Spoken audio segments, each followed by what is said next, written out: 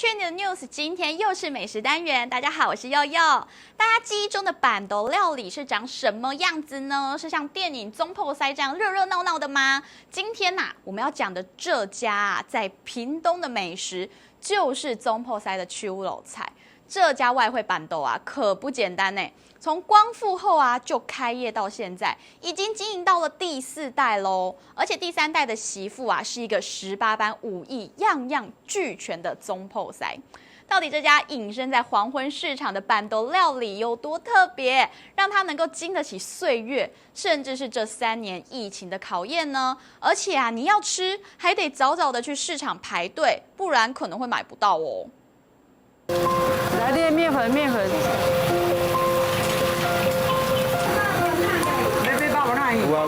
有啦。天刚破晓，长治繁华老三合院前的半桌菜秀，想不到一开场即是高潮。而这位当家花旦陈淑英，目前正是陈家第3代的女中破塞。人家女人的味道都是香水味啦，我们板的都是那个油烟味啦。所以你没有擦香水？没有，这个擦香水没办法。所以你自从结婚，香水的钱都省下来了。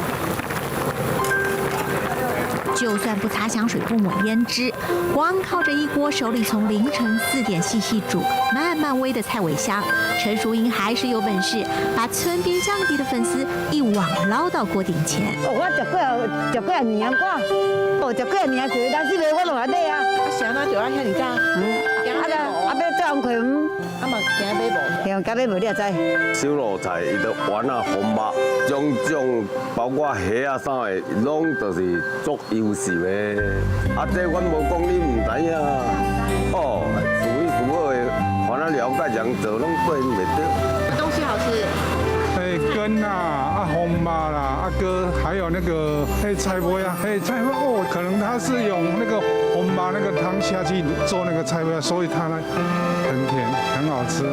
菜尾一炸锅炸没有什么好吃的，没有什么吃的以前的人农作物的时候然后剩下的我们去板豆一寨人就去板豆囡仔足欢喜的，食春的拢讲希望要炸转落厝的人食，就熬然后煮得越久会越干。那个年代，打包半桌剩菜，何止小孩开心，实际上可是酒席散后家家户户一家老小的小确幸啊！控肉、里头给扁鱼白菜，每每吃到后来只剩下小盘小碗，最后和在一起的滋味才更叫人念想难忘。不过如今若要刻意复刻，工序可就繁荣了。还有第二道菜的碧玉白菜。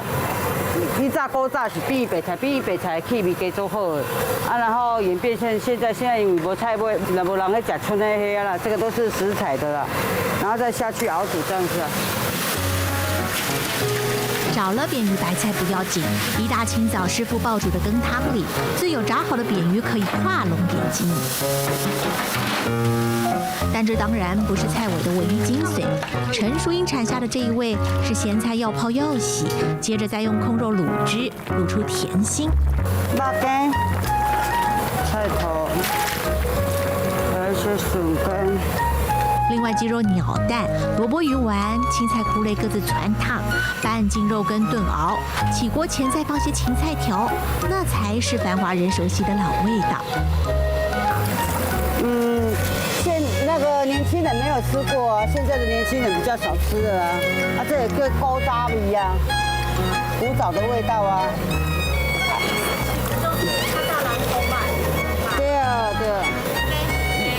对鱼肉羹搁鸡肉有夹的，还有菜头菜味杂菜虽然是古早味，但在台湾各地煮法、配料、调味，总还是因着地缘喜好有所口味上的区别。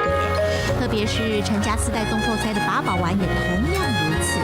和传统常见的相比，食材少了荸荠，多了豆薯虾米，更加独有的是下锅开炸前，除了面包粉，还要裹上吐司块。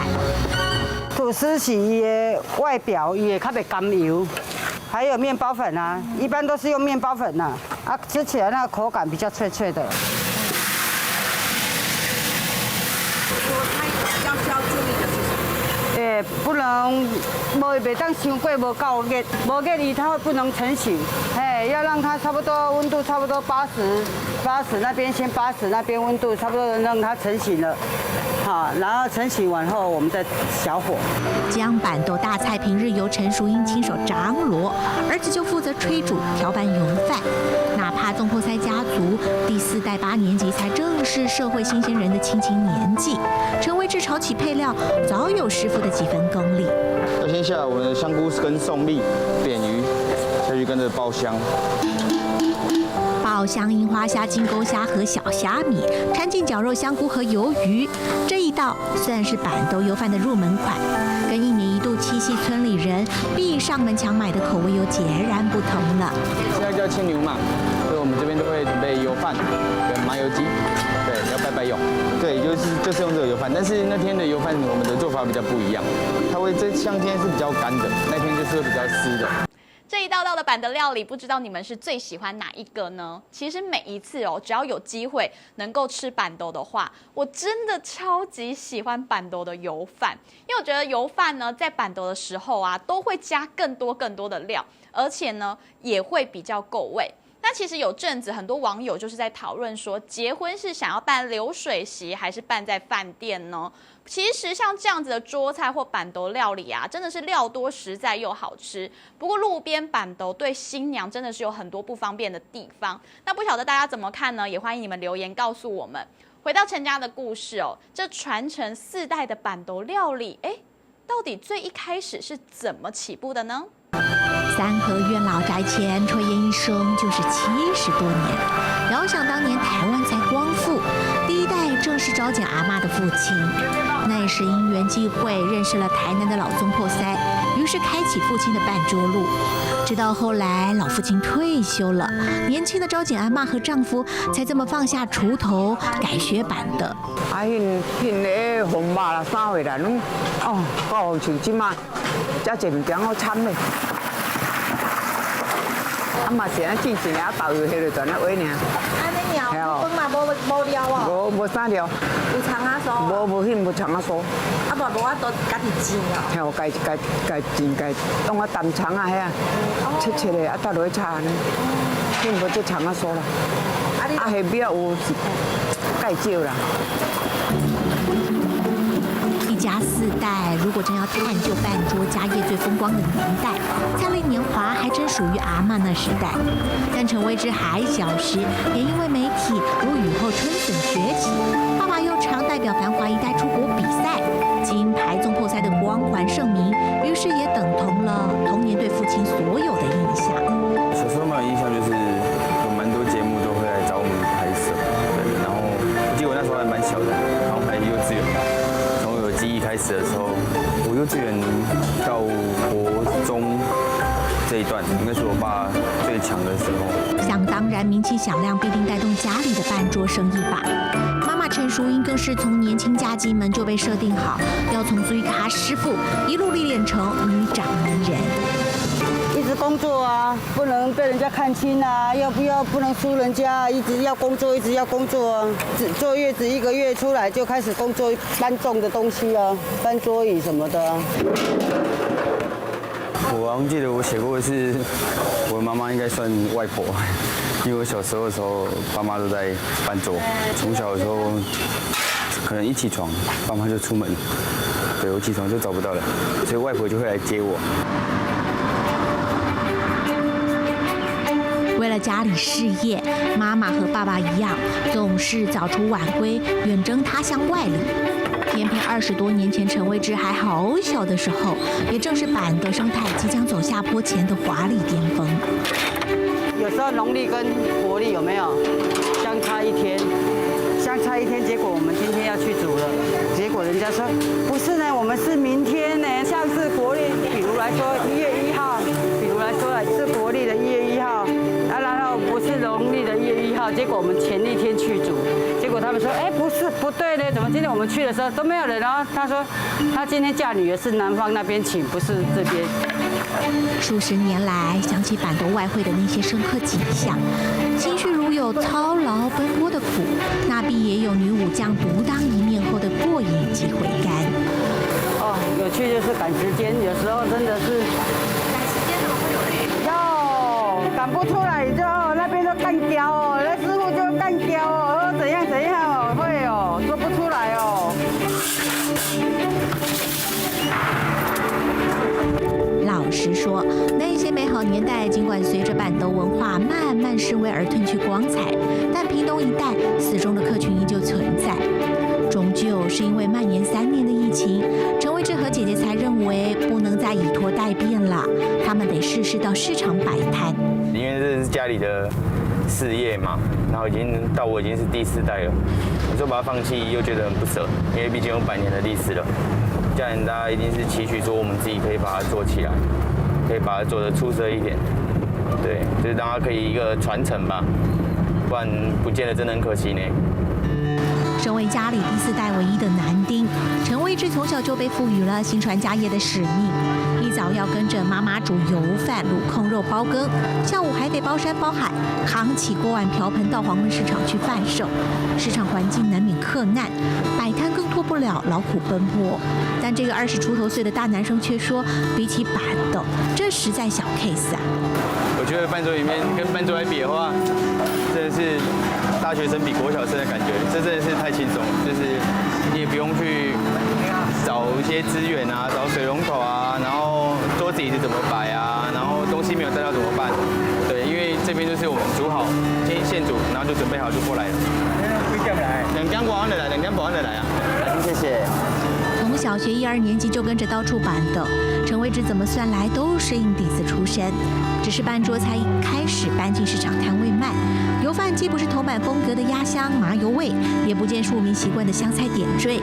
2个8年级年轻人要卖当天现煮的大菜古早味，还真是遭来不少质疑。怀疑过很多，然后说你们才大学生吧，怎么这么早就出来做？我们都会是说，就是我们从小就在家里帮忙做的，对，就是从我们在家里就会先做啊，然后也会出去板的这样子。你好，开烤开开。有饭啊，大哥家。大哥，安尼800万嘛有。油饭较好食，伊这都正都煮咧煮的油饭较好食。啊，普通一般的吼，较无迄古早味啊。他们的那个米糕跟这个东坡肉不错。花改酱袂歹食，那样多料袂歹食。他们比较属于古早类的啦，嘿，有点类似后妈的感觉。盼哪盼，3年过去，总算盼来疫情趋缓，世界慢慢恢复运行，但总有些光景终究回不去，好比中破塞们的斑斓人生。那或许不单单只因为疫情，毕竟这早已是时代趋势文化长年累月经手的地变，只是这个8年级生并不怎么愿意买单。这是一种怎么讲？从小到大最怀念的味道吧，就是让大家这样流水席啊，就是席地而开。就是我觉得我家在这边，我就在我家前面请客人这样，对，让人知道我们就是我做好事。对，我们家有喜事，我们要请客人，就是在家里面这样，然后我们请厨师来煮，对，然后让你们吃得满意，然后又可以包回家那种感觉。无论光阴如何流转，也不论席地而开的流水席终将退流行，至少陈维志是这么想的。既然天下中破塞的后代多的不是走入餐厅就是会馆，那何不从自己手里开拓市场蓝海，找回也重温板斗的美好年代。道道地地的古早味，就让这个板斗料理能够传承4代。很多人都怀念像这样子的老味道，幸好它并没有在岁月的洪流中完全的消逝。第4代的继承者陈维志老板，就是想要传承家人这种金牌中破塞的心，也让人相当感动。你们对这个故事是怎么样看的呢？欢迎留言来告诉我们。那你们如果有喜欢的美食，或者是想要看的专题，也欢迎跟我们留言分享，告诉我们。如果是想要吃吃看这家中破塞外汇的资讯呢，也有详细的留在资讯栏里面。我是佑佑，去你的 news， 我们下期再见喽，拜拜。